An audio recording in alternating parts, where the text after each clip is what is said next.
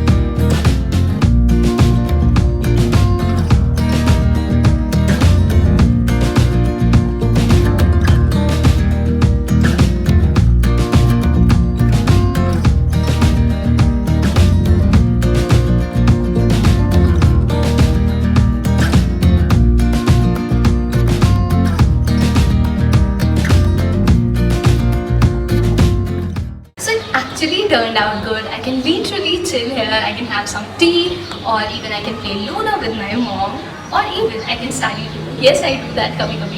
So yeah, you all can also create this sort of cute, creative, cozy corner for you. I know this time is really tough for each one of us, but don't make it so hard on yourself. Please lift yourself up and do therapeutic things that make you happy. So that was it for today's video. I hope you found this helpful and you enjoyed it, and in a way I made you go push out of your bed and make you do all of these things that can make you happy. So please give this video a thumbs up, and please share it with others, share it with your friends whom you think are getting lazy these days.